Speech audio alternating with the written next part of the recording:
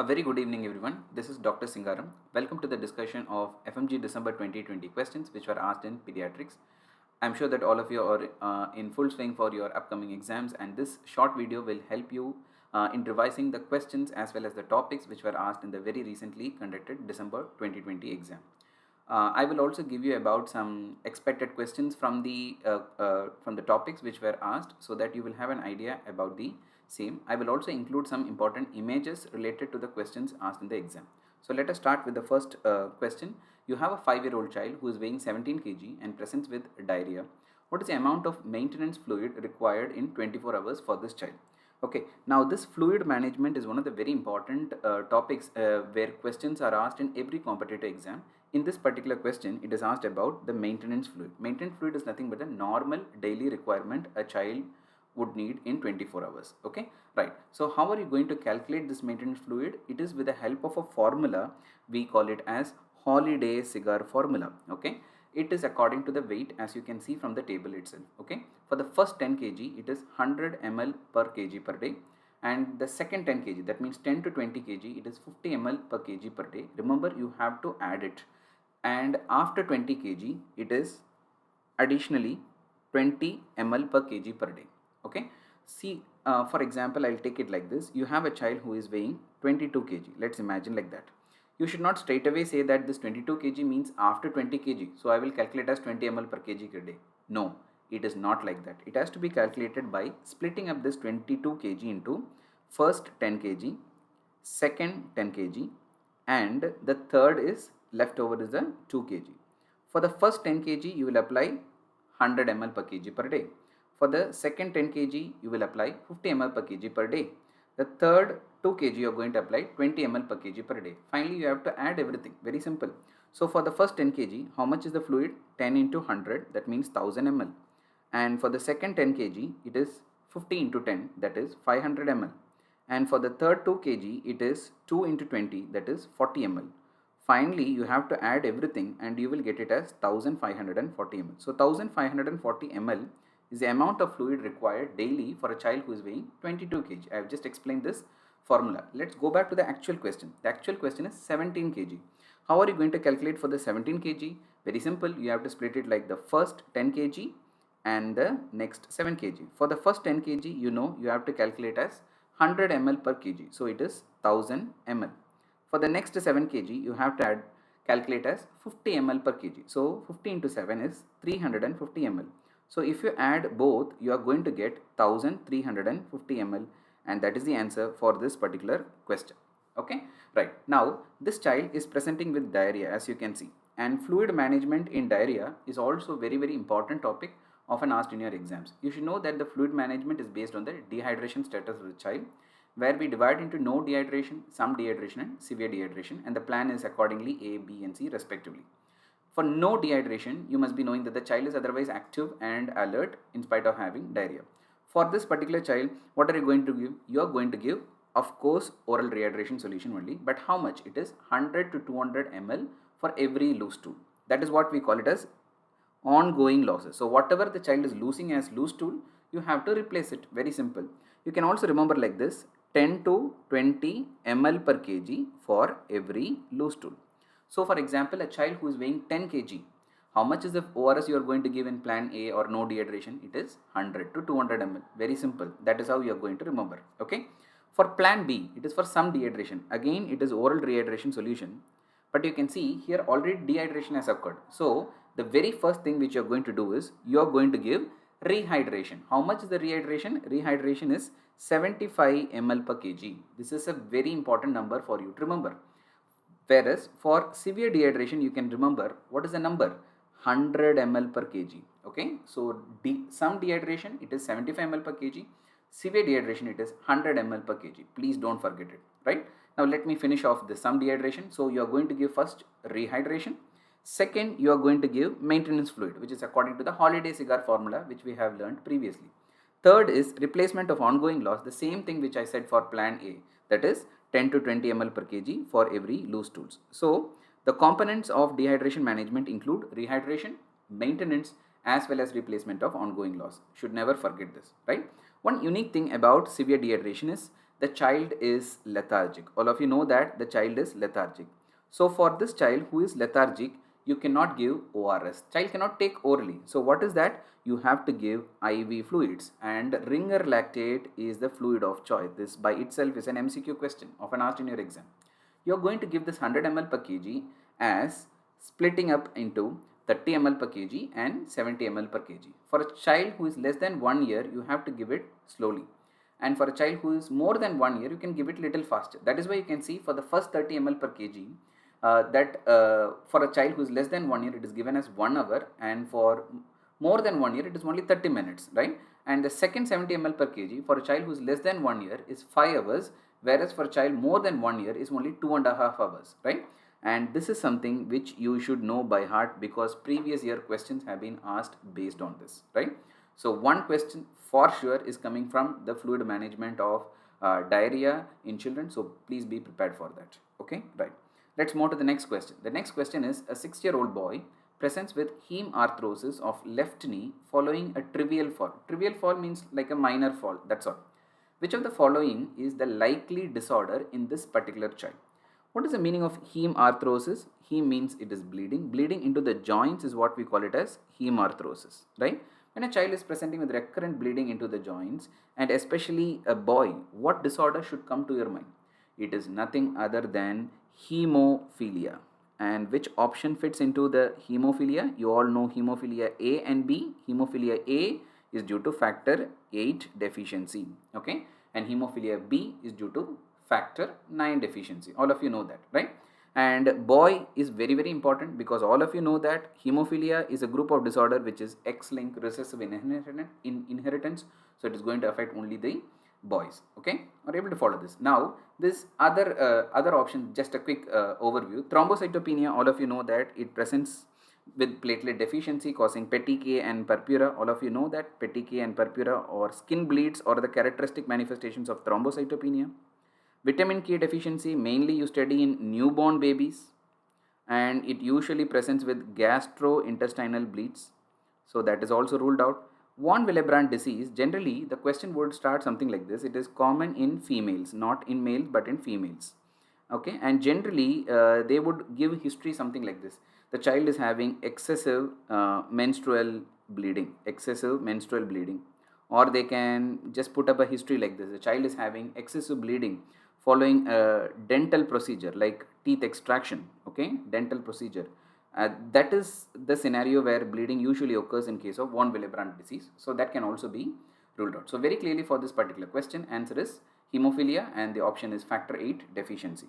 Now as I told, it's a X-linked recessive disorder, and this condition usually causes severe form of bleeding. The classical type of bleeding is what is given in the picture. Here is the boy who is having bleeding into his knee joints, right? Now, if somebody asks you what is the most common joint affected, please remember the most common joint affected is not knee but it is ankle. This is also an important question. And what is a characteristic lab feature? Let us take the scenario of factor 8 deficiency. So what you get? You get low levels of factor 8. Indirectly, how can you say that the factor 8 is deficient? You will have increase in the, yes, increase in some time. What is the time I am talking about? I am talking about a coagulation test. What is that?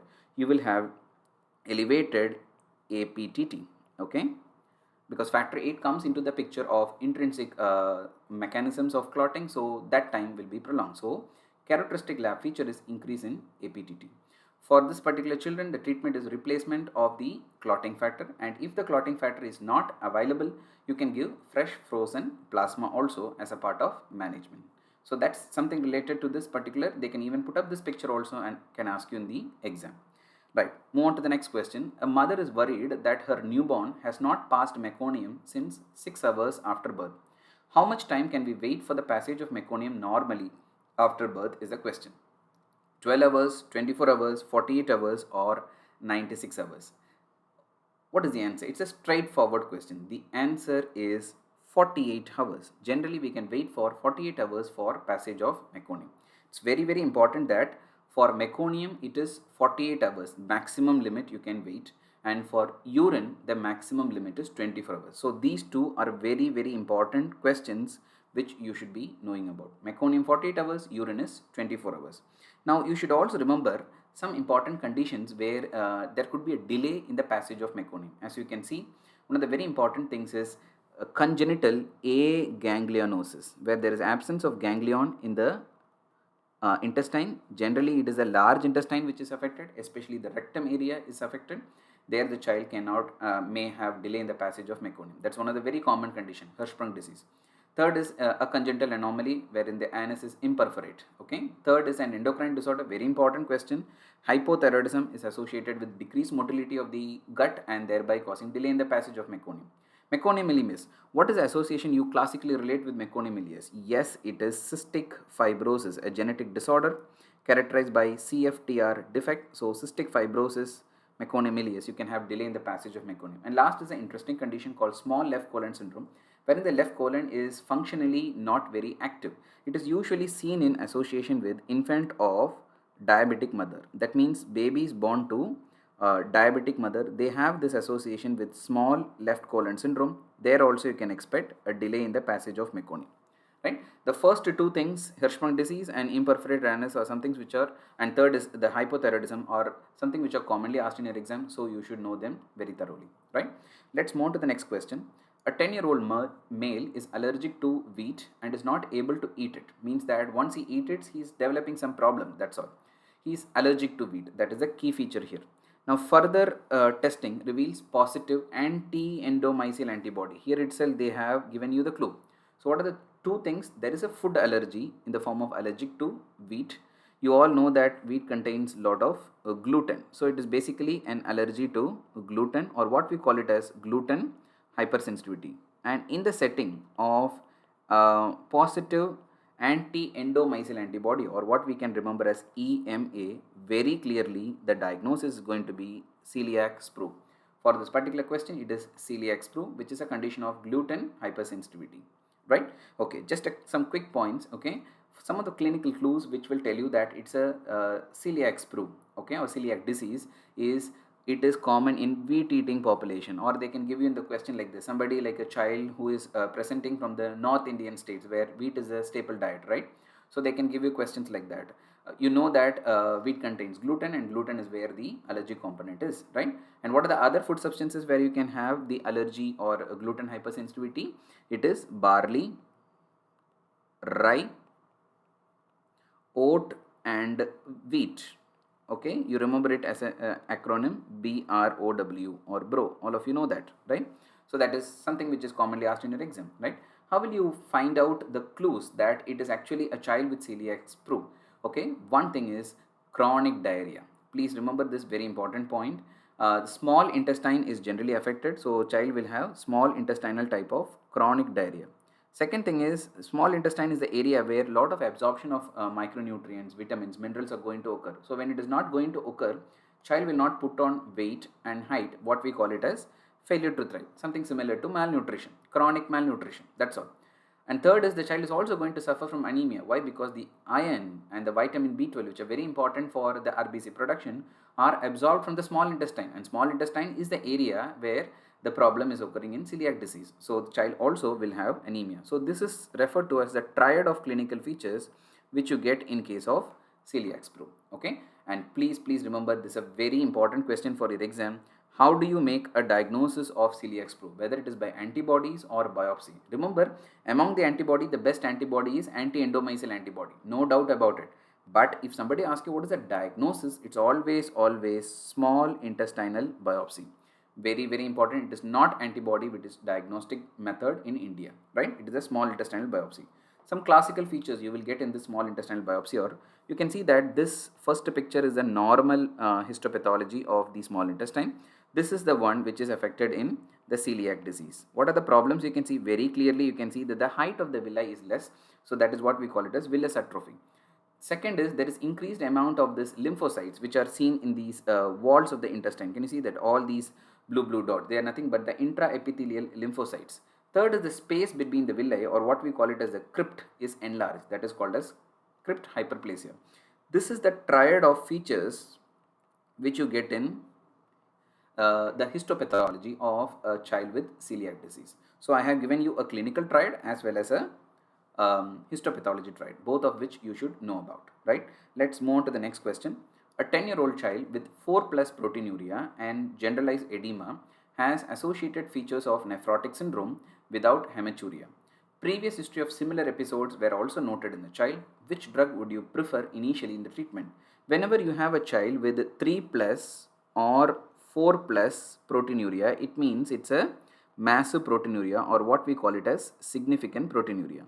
Significant proteinuria with edema all over the body or generalized edema is nothing but nephrotic syndrome, which is what is given in the question already, right? Now, previous episodes were present. Remember, nephrotic syndrome is a condition which can have recurrence. So, this is not a very atypical history. It's a very classical history of nephrotic syndrome. A child with nephrotic syndrome can have recurrences. So, if you have an older child like this 10-year-old child, it is very well possible that this child can have recurrences or previous history. Okay, very simple. Anyway, this is nephrotic syndrome in a child. And what is the most common cause of nephrotic syndrome in a child? All of you know that the most common cause is minimal change disease, or what we abbreviate as MCD, right? Now, very basic question. What is the initial treatment for minimal change disease? That's all. Very simple. What is the answer for this question? Answer is prednisolone. Answer is the first option, prednisolone, because this is considered to be minimal change disease, and for minimal change disease most of the cases will respond to steroids. So I will prefer initially prednisolone, right? Now you must have studied about some conditions like focal segmental glomerulosclerosis or membranous nephropathy which will not respond to steroid. What do you call that? You call them as steroid resistant nephrotic syndrome. So when you encounter steroid resistance, what is the drug which you need to give? This is also one of the questions. It is cyclosporin. Okay. Third, you can see one more condition, steroid dependence. That means what? The child is dependent on steroid. That means what? The child is requiring steroids for a long duration, and once you stop steroid, the child again develops an episode of nephrotic syndrome. This is what we call it as steroid dependence. Okay. For steroid dependence, what is a drug? It is cyclophosphamide. So remember the difference between the two. Cyclosporin is for steroid resistance. Cyclophosphamide is for steroid dependence. This is something which you need to know very, very clearly and can help you in the exams whenever they ask a question on treatment in nephrotic syndrome, right? Let's move on to the next question. Clinical diagnosis in a child where mother notices that the diaper turns black. This is what we call it as a black diaper, okay? Black diaper. This is something which is very unusual, okay? It's a spot diagnosis actually. In a child having black diaper, or the urine is becoming black, okay? What is the diagnosis? It's a straightforward condition called alkaptonuria, okay? It is one of the metabolic disorders, very, very important. Even you get questions in biochemistry also, so please make a note of it, right? What happens in alkaptonuria? All of you know that the homogenetic acid should be normally be converted into malolactic acid and has to be degraded further. This is with the help of the enzyme homogenetic acid oxidase. In alkaptonuria, what happens? There is deficiency of homogenetic acid oxidase, or there is a block in this conversion, resulting in increased levels of homogenetic acid. Now this homogenetic acid can undergo polymerization and it can get deposited as pigments, where you can see in the picture, like for example in the pinna or in the eyes, okay? Even in the joints it can be deposited, causing arthritis. And collectively all these manifestations we call it as ochronosis, okay, which is one of the important words we describe with alkaptonuria. And second thing is, in the x-ray they can put up a picture also and they can ask you, in the x-ray what is the finding you are going to see? This is one vertebra, this is the another vertebra, and the space in between the vertebra is what we call it as a disc. You know that these spaces are what we call it as a intervertebral disc space. What you can see, can you see that white color deposits? What are these white color deposits? These white color deposits are nothing but calcium deposits. So calcium deposits in the intervertebral disc is also one of the characteristic radiological findings which you can get in alkaptonuria, and that by itself is a very important MCQ question, right? What is the next manifestation and what was asked in our question? It is nothing but the urine which becomes black on color if you made to stat for some time. For example, this was the urine which was collected from the child, okay? And if you keep that urine for say for example 30 minutes after you collect the urine and you see, it becomes black in color. This is because what happened? The homogenetic acid which is more in this urine will get oxidized. So basically it is due to oxidation of the homogenetic acid, due to which the urine turns black in color, okay? All these are very, very important questions. They can ask you either the either the enzyme which is deficient, or they can ask you about the manifestations. Okay, they can even put up pictures and can ask you in the exam. So please be prepared for this type of questions. So the answer is alkaptonuria. Right, let's move to the next question. A newborn is noted to have protrusion of the bowel and liver through a defect in the umbilical region. The swelling is also covered with a membrane. I am not sure whether this was the question or they have put up the picture of the child like this itself. Okay, whatever it is, our job is to identify it's an anomaly. What is this anomaly? You can see that normally during the development, the intestines come out through the umbilicus and then they again go back into the intestinal cavity. Here in this particular condition, what is happening? It is coming out through the umbilicus all right, but it is not going back into the abdominal cavity. Very, very simple. So it's a defect in the umbilical region through which the intestines are not entering into the abdominal cavity. What is the name of this? This picture you should never forget, where it is covered by this omentum, where it is covered by this peritoneal sac or the omentum. So what is this? This is called as omphalocele. You can remember as omentum, omphalocele and all, right? Because it is covered, this swelling looks like a O. Can you see that? It looks like a O. Omphalocele also starts with O. So O for omphalocele and O for the shape of the swelling. Very easy, you can remember it, right? This is never going to be epigastric hernia because the location is not typical, right? The other things can be confusing, namely the ectopia vesicae and gastroschisis. So that's why I have just put up some pictures for you to remember them. So what is this? Gastroschisis. You can see that there is no covering here. There is no covering here, right? There is no covering. Only the intestines are coming out and lying outside. There is no omentum or peritoneal sac which is covering. Second is the umbilical region is perfectly normal. It is something which is near the umbilical, or it's a para-umbilical defect, right? Basically, in the abdominal wall, there is a defect through which the intestine comes out. So this is a para-umbilical defect. Usually, it is to the right side of the umbilicus. So you can remember this is gastroschisis. Remember this word, schisis means splitting. So it is something like splitting of the abdominal wall, thereby the intestines are coming out. Very simple, gastroschisis. So don't forget this picture.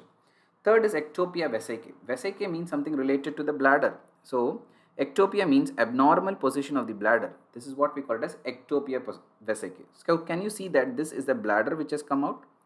Right? Normally bladder should be inside, but it is exposed outside. So this is called as ectopia vesicae, where the bladder is exposed outside. Very simple, right? So all these pictures are potential spotters which can be asked in the upcoming exam. So please make a note of it. Right, let's move to the next question. A boy presented with blue sclera and history of frequent fractures.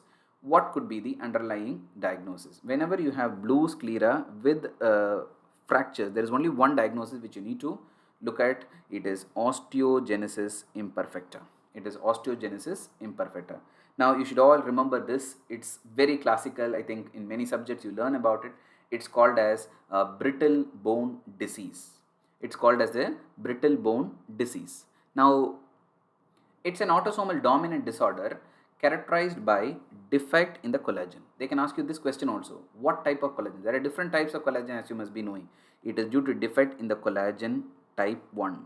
Type 1 collagen defect. Collagen forms the connective tissue, and this is one of the connective tissue disorders, right? So this is called as osteogenesis imperfecta, which is brittle bone disease. And they can ask you this question also. This is the most common genetic or inherited cause of osteoporosis. Osteoporosis is something like where you study in very old persons, okay, elderly person, but this is occurring in a young child. So it's something which is not a age related phenomenon or a aging phenomenon, but it's a genetic cause of osteoporosis. This is an important question. Which is a genetic cause of osteoporosis? Again, it is osteogenesis imperfecta. And as we have seen from the question itself, it is characterized by triad of features. One is a fragile bone which can have recurrent fractures, Second is sclera becomes bluish in color, very important thing. Third is the child can have early onset of deafness. What type of deafness? It is sensorineural hearing loss. So this is a triad of factors which you get in osteogenesis imperfecta. Now this blue sclera association has been asked previously in your exams also. So let's quickly revise that. What are the three conditions where you get blue sclera? It is noted in so many other conditions, but I am just telling you the most important three conditions which you should remember for the upcoming exam. One is osteogenesis imperfecta, second is pseudoxanthoma elasticum, third is Ehlers-Danlos syndrome. All these are connective tissue disorders which have associations with blue sclera. So please don't forget it. Let's move to the next question. It's a spotter again. Identify the anomaly shown in the image. Okay, so this is the duodenum which is coming like this, and you can see that a part of the duodenum, this is actually the duodenum inside, is actually engulfed by this pancreas. Okay, it is something like a pancreas which is surrounding the duodenum like a ring. Like a ring, it is surrounding it. So that is why you are getting this anomaly. That's all. Ring is annulus. A ring is annulus. So this defect is also called as annular pancreas. So pancreas forms like a ring and surrounds the duodenum, right? So the answer is annular pancreas. What is the problem? It is going to cause obstruction in the duodenum. Very simple, right? Now just a quick idea about what is this, what is the reason for this annular pancreas, right? Now the reason for this annular pancreas is, all of you know that there is something like the buds which are in the early stages of development of pancreas. Now when you have a bilobed or bifid ventral pancreatic duct, what happened? Instead of a single structure, it is bifid or two. Now what happened? It has to come behind the duodenum and move forward. Now here what is happening? One of the lobe is coming forward. Can you see that one of the lobe is coming forward like this?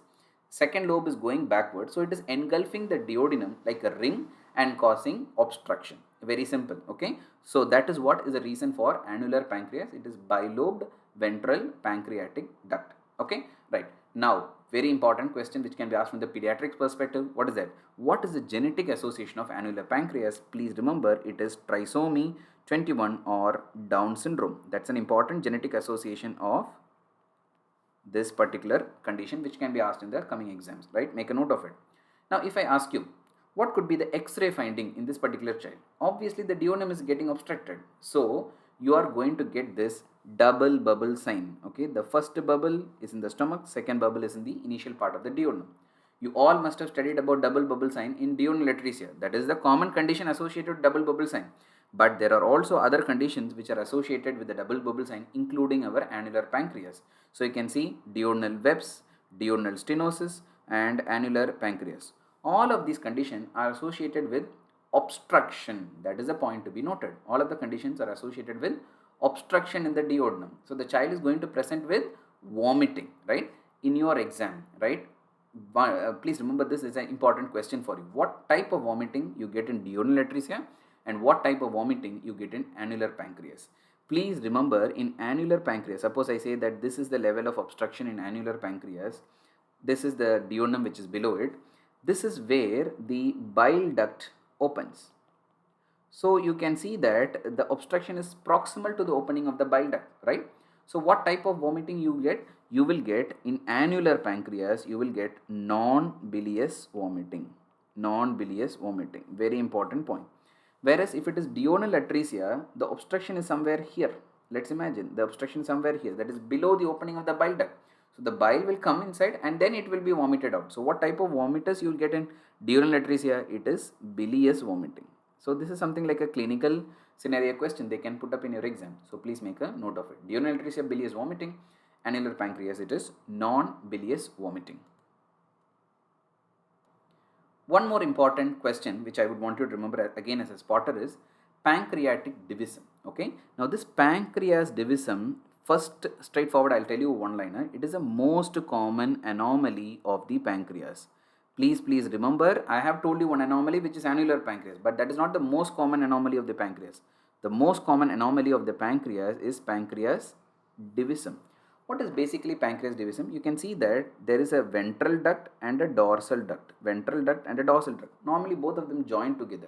Here what happened? The two ducts are not joining together. So ventral and the dorsal duct of the pancreas are not joining together, and instead they are remaining a separate structure. That is what we call it as pancreas divisum. Okay. The clinical problem which is associated with this anomaly is that there is an increased risk of recurrent pancreatitis, which by itself is an MCQ question. So please make a note of it, right? So that's about this particular question and some images which you need to know. Let's move to the next question.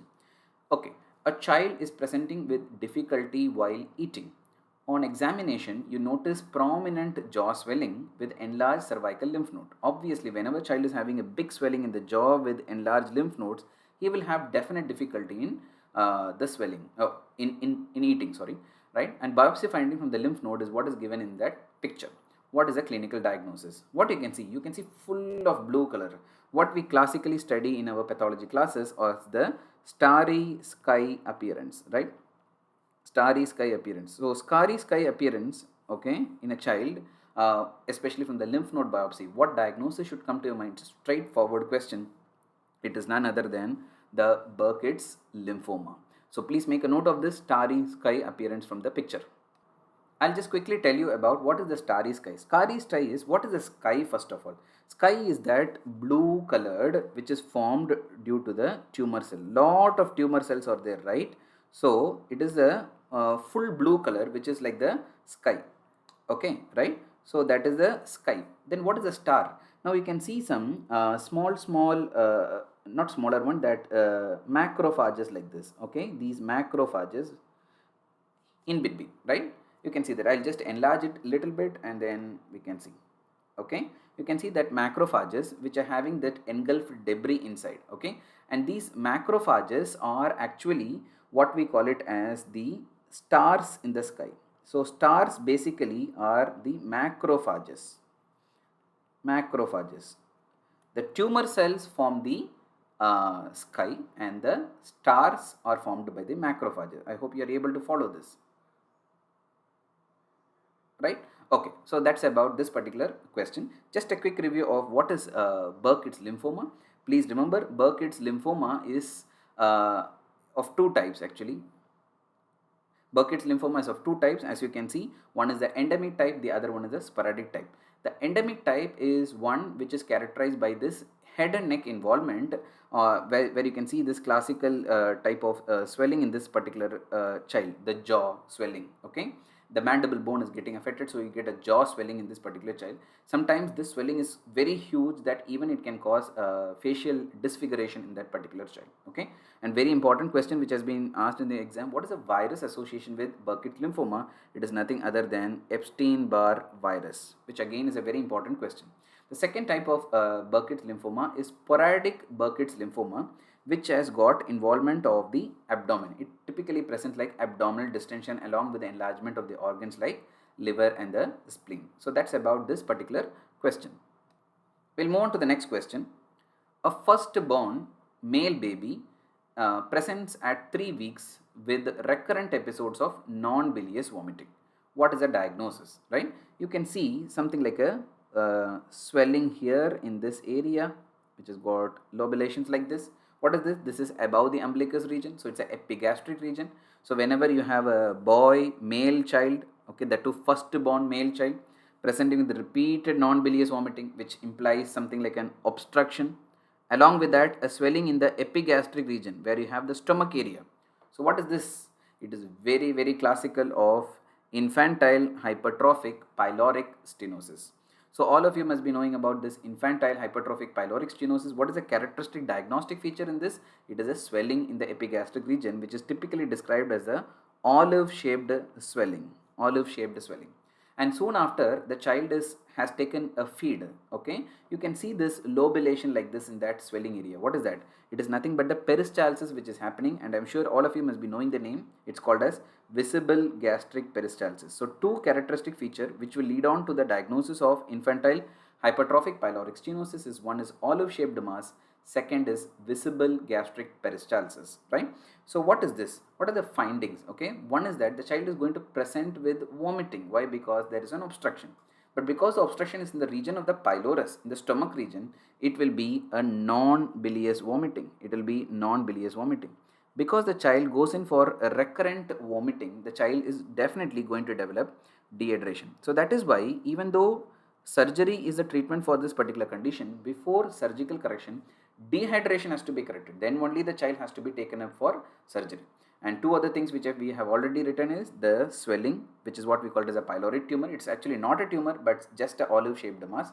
Next is the visible gastric peristalsis. All these things you can remember it from this picture itself, right? Now, they can ask you what are the metabolic abnormalities which you get in a child with infantile hypertrophic pyloric stenosis, right? So what is getting vomited out from the stomach? One is milk is coming out. Then there is a hydrochloric acid in the stomach that is also vomited out. So there is loss of H plus loss of H plus, loss of Cl, chloride. So it is loss of H plus means it is alkalosis, metabolic alkalosis, right? Metabolic alkalosis. Loss of Cl, so it is hypochloremic metabolic alkalosis. What else is lost? Now you must be knowing that in the stomach there is mucus which is present. Now this mucus contains lot of potassium, So what happened? The potassium also will be vomited out. So this child also will have hypokalemic, hypochloremic metabolic alkalosis. So this is a very important question. What is that? Suppose you have a child with pyloric stenosis. You are preparing the child for surgery. The child was found to have dehydration. So you give normal saline. Now you all know that normal saline contains sodium and chloride, right? That will take care of this metabolic alkalosis as well as this hypochloremia. That's all right.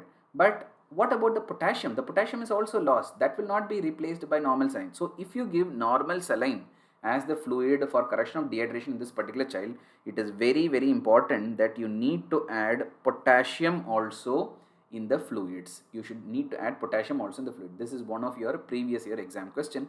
So please make a note of it, right? Okay, let's move forward to the next question.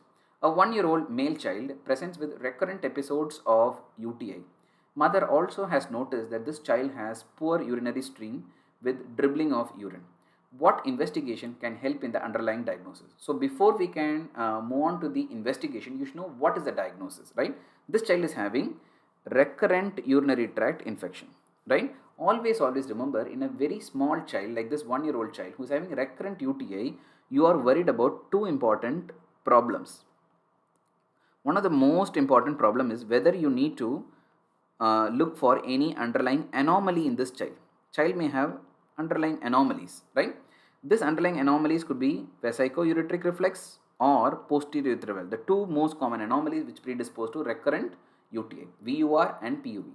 Second important problem I am worried about is that because the urinary tract in general is smaller in a young child, okay, they can have increased risk of renal scarring, renal scars, okay, and if the renal scars develop, it can even decrease the functioning of the kidney, and it can even predispose to chronic kidney disease also. So these are the two important problems I am very, very worried about whenever a child is having a recurrent urinary tract infection, right? Now let's look at the clinical history further.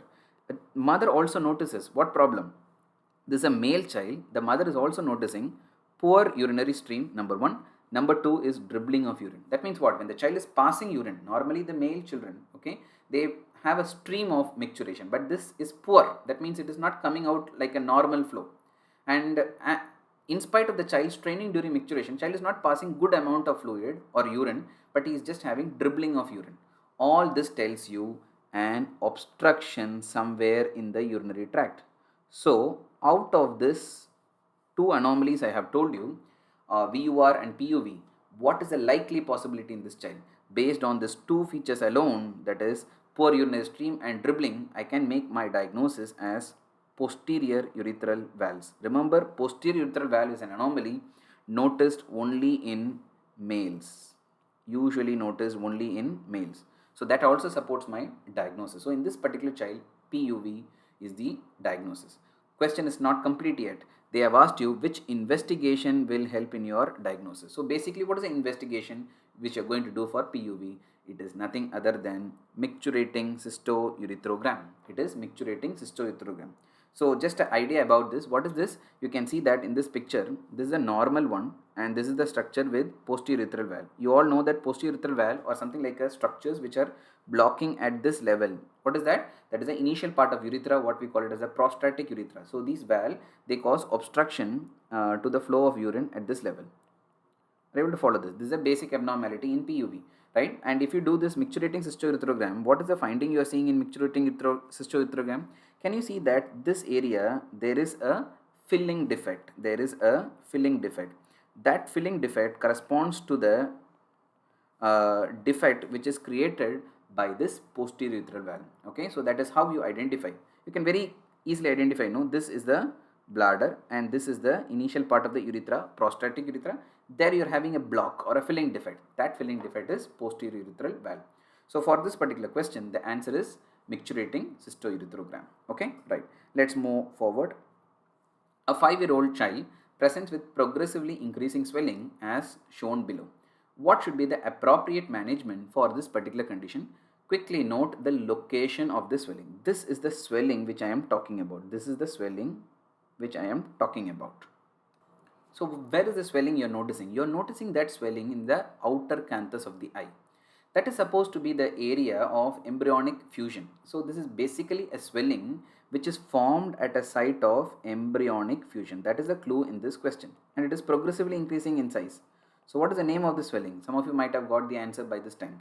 Okay, I'll write it here, embryonic fusion. Okay, what is the name of the swelling? Yes, the name of the swelling is dermoid cyst, formed at the angles like this. So it's also called angular dermoid, and the most common site is what you are seeing in the picture itself. That is nothing but the outer canthus of the eye, right?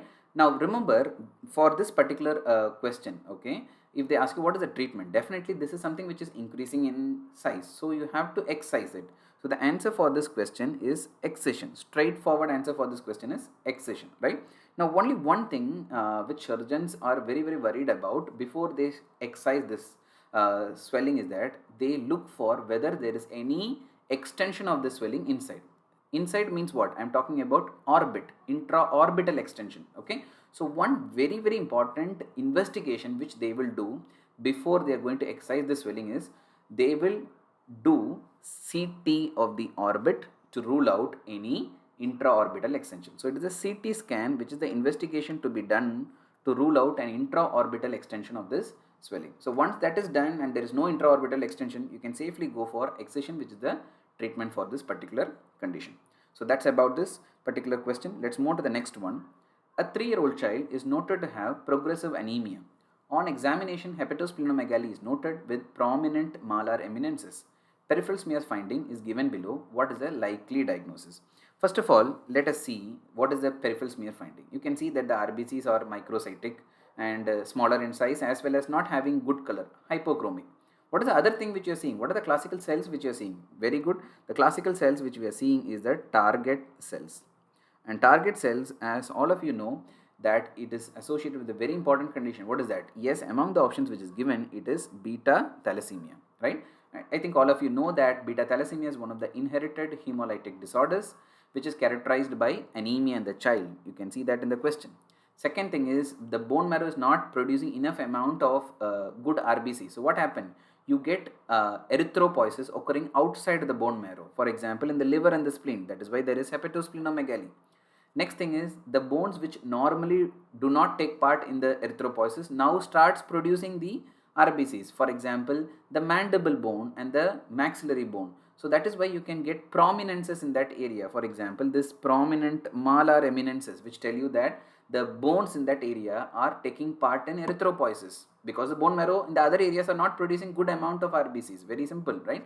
So all these are features which are very typical of beta thalassemia. One question, it's an inherited disorder, all of you know. What is the inheritance? Remember, most of the inherited hemolytic disorders are autosomal recessive in inheritance. Okay, some of the important exceptions you should know. Which inherited hemolytic disorder is autosomal dominant? It is hereditary spherocytosis, that is autosomal dominant.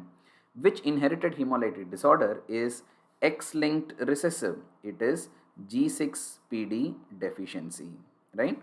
All the others are autosomal recessive, like sickle cell anemia, it is also autosomal recessive. Beta thalassemia, it is autosomal recessive. So this is something which they can ask you potentially in the upcoming exam. So please make a note of it. Let's move forward. A baby with a scaphoid abdomen and respiratory distress. This is a newborn baby with scaphoid abdomen. Scaphoid abdomen means basically a sunken abdomen. Okay, normally the abdomen will be flat or little bit distended in a newborn, but here it is inward. That is what we call a sunken abdomen. Along with that, there is a respiratory distress also. Child is having breathing difficulty.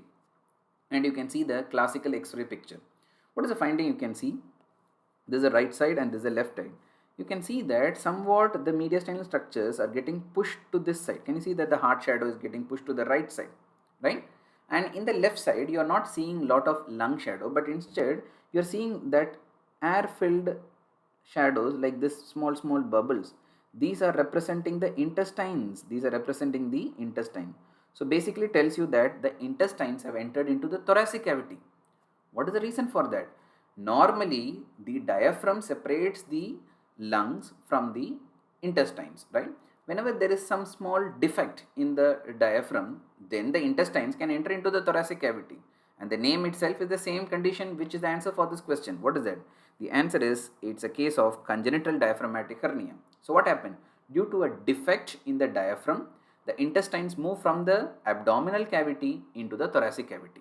So what happened? When they move into the thoracic cavity, they are going to compress the lungs, right? They are going to compress the lungs. So what is going to happen? When the lungs are getting compressed, there will be not proper development of the lungs, or what we call it as pulmonary hypoplasia, which is what is the reason for respiratory distress. And if the pulmonary hypoplasia is severe, it can even cause death of these children also, right? And second thing, what you notice, all the intestinal contents are into the thoracic cavity. So there is nothing much in the abdominal cavity. So that is why there is a sunken abdomen picture also, right? Very classical presentation. Please don't forget congenital diaphragmatic hernia. Whatever I have discussed is whatever is given in this. You can see the lung is getting compressed because of the intestines entering into the thoracic cavity, right? And just a quick idea about, imagine that this is the diaphragm outline which we are seeing. You can have two type of defect. The first defect is the most common type, which you can see on the posterior aspect and on the left side. What is that? This is the most common type of defect in congenital diaphragmatic hernia. What is that? Very good. This is what we call it as a Bogue-Dallek defect or the Bogue-Dallek hernia. The second type of defect is anterior and slightly to the right side. Okay, it is not very common, but just a second common type. What is that? It is called Morgagni hernia. It is called as the Morgagni hernia. So two important things you should make a note of it, which is a very important topic, congenital diaphragmatic hernia, right? Now, we move on to this last question. Okay, what could be the clinical diagnosis in this girl presenting with short stature? Very clearly it is given, girl child, short stature, and some classical findings you can notice. What are the classical findings? Can you notice this? What is this finding which is enlarged in this picture? What is that? That neck area shows the classical webbing, of the neck. What else is there? You can see that the okay, I'll just use a different color. You can see that the angle at the level of the elbow is increased, or what we call it as a wide carrying angle. Okay, wide carrying angle. Okay, wide carrying angle, or what we call it as a cubitus valgus, or what we call it as a cubitus valgus. So cubitus valgus, along with webbing of the neck. What else is there? Short stature is there. And along with that, even though not very clear in this picture, these children also have a widely spaced nipple. Okay, widely spaced nipples. Widely spaced nipples. So all these are very characteristic of, I think all of you should be knowing the answer by this time. It is none other than the Turner's syndrome. None other than the Turner syndrome, right? Now one more picture also, I'll just try to explain it. You can see that in this foot of the baby, you can see that this fourth toe is actually small when compared to the other toe. That is a short fourth metatarsal. Short fourth metatarsal. That is also one of the classical associations noted with the Turner syndrome. Okay, right. So all these are classical features of Turner syndrome, which you should never make a mistake, right? Now, Down syndrome is entirely different. Klinefelter syndrome, the child will be very tall. Now, one condition which can be having features of Turner syndrome, but it can be present in both males as well as in female, is Noonan syndrome. Please remember, Noonan syndrome can be present in both boys as well as girls. Because it's an autosomal dominant disorder, the features will be somewhat similar like that of a Turner syndrome. The difference is that it can be present in both boys as well as in girls. Now there will be a question, how to differentiate between the two. So that is why I am going to give you a small approach to a girl with a short stature. Please remember, whenever you hear the word that is short stature, the most overall common cause of short stature is that it's a normal variant. Please remember this first. And what is the usual normal variant, which is a question often asked in your exam? The most common normal variant associated with short stature is constitutional delay. But remember, in constitutional delay, there will not be any of the features which I have given in the question. Child will be absolutely normal, only thing child will be short. Then you can call it as constitutional short stature. But if you have a child with the webbing of the neck, low posterior hairline, widely spaced nipple, wide carrying angle or the cubitus valgus along with a congenital heart defect, you have to think commonly Turner syndrome. You have to think commonly Turner syndrome. Please remember, there are some other associations of Turner syndrome also you should note. What are the associations? These children, only girls are affected. Of course, you know that these children will have a normal IQ. These children will have a normal IQ. I'll just push it up further. Very important. Most of the genetic disorders you have low IQ, but this condition you will have a normal IQ. Please don't forget it. And these children definitely they will have a heart lesion on the left side of the heart, that is in the aorta. The most common being the bicuspid aortic valve followed by the coarctation of aorta. Okay, and how are you going to confirm your diagnosis of Turner syndrome? Very simple. You are going to do the karyotyping. The karyotyping will show 45XO. That's all, right? Now, when will you consider the possibility of the other one, that is Noonan syndrome? That can also have the same features. The thing is, Noonan syndrome, there will be normal karyotype. There won't be any problem in the X chromosome. So, karyotype will be normal, number one. Number two, if it is a girl, it will have normal karyotype, that is 46XX, and for a male, it will have 46XY. Very simple. So, normal karyotype, and both boys as well as girls can be affected. Very important. In Turner syndrome, abnormal karyotype and only girls are affected. Very important point. Please make a note of it.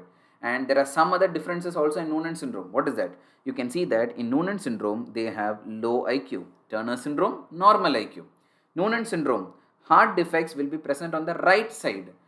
Turner syndrome, heart defects present on the left side. Okay, and this was one of your, I think in 2017 or 18, there was a question.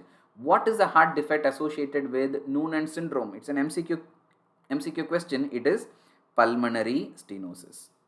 So do you understand this, right? So this is something which is a very potential topic for this upcoming exam also. So that is why I added some important details also in the explanation of this particular question. So that concludes our discussion of this December 2020 questions which are asked in pediatrics. I hope you are able to get an idea about the answer for the question as well as some important discussions which can be probable future questions, right? Thanks for watching, and please subscribe to this channel to get update about the future videos, and please feel free to share with your friends also. And if you have any doubts, please put up in the comment section. I'll be very happy to reply to you. Until then, stay safe and all the very best for your upcoming exams. Thank you.